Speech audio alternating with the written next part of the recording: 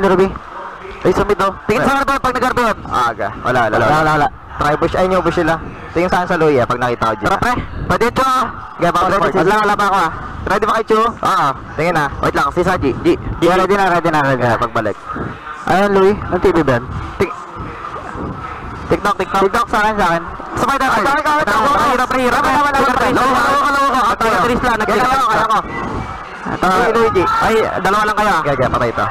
Dito? Tingin nga. Kaya. Oh, tugol ka ito. Oh. Flicker to, tama yan. Flicker Louie ah, piso. Uy, meron pala. Louie, patay ka. Sa Paji. Ito, pagdaman. Rams Chu. Ang flicker rin Chu, gusto nyo? Flicker ah. Basic na pag-survive talaga sa lane ng gustong galaw. Pero si Busco agarang na-combo. Naku po, pero makakashoon po siya. Habol si Carlito, pero si Benny ang bagyong makakakuha. Yung pinakahuling shuriken. Tara pa na sa Dalta. Ay ba kagay? Tagyan mo muna. Pakuloy. Lapit yan. Ay, G, tingin nga G. G, tingin nga G. Pard. Ay, hindi. Reset ka. Nice girl. Ni JP. Naku, nahatak na siya dito. I'm offended. Andun yung Northern Wolf King. Pero may pinaplanong diversion pre. Si Carlito ata pupunti rin. Penalty zone ay nagamit na. Kasabay pa ni Sipa si King Kong. Ay masisecure yung pagong na iyon. Flicker. Pero nauntog. Itong si Brusco. Kaya lang yung bagyo ay naroon. Free hit. Sabay madalikuran. Tatakas with the Flicker. Na-purify na rin dito si Benny QD. Si Super Prince ay makakatakas din. And meron pa mga maliliit na shield mula doon sa kanyang dispersion rotation. Makakasurvive. King Kong ngayon. Transform na naman ito yung Wolf. Itong si Carlito. Pero hihinga muna ang magkabilang koponan. Kaya mo si Dodboy. Taji, Ay, may Ruby ha, TP ha, ingat.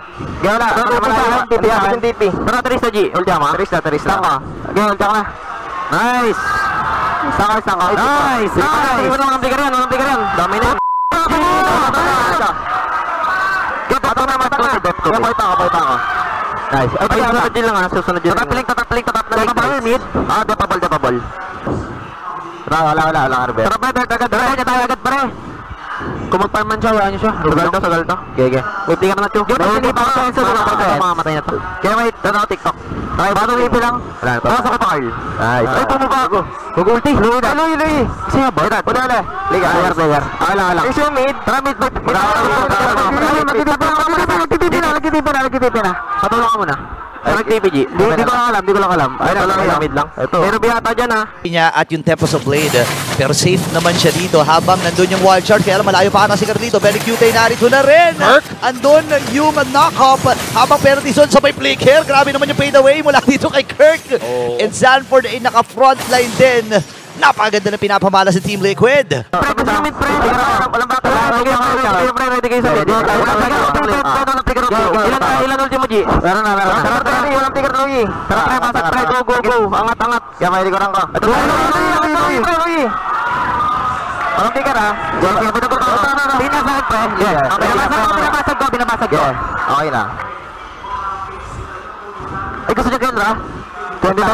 Ako matak. Tara. Pwede. Kakababa lang ng link. Pwede mag-DP ah. Eh, pwede rin. Pwede ng DP. Pwede na lang. Stuck na lang ako. Hindi natin kasi hero mo. Kaya huwag natin sugal. Ubusin natin. Kung may hero. Pero huwag na i-skillan yung Lord. Sige. Sigar lang. Ako lang. Walang blue. Tuloy mo na pa. Ang sakit ng damage mula dyan. Eh nakikita ko kanina, dinidelay niya yung mga minions eh. Teka lang mukhang may sneaky play. Ang side ng Fnatic Onyx dito, Super Prince looking for the combo. Cartesi, half HP! Ay, naku si JP na naman, makakakuha ng Lord na yon. Pero tisunin gamit na dito ni Kirk. Pero kakayanin ba ng Fnatic Onyx? Atras muna sila kasi dalawa kagad ang natunaw sa kanilang panig. Si Sanford ay sumisilip din.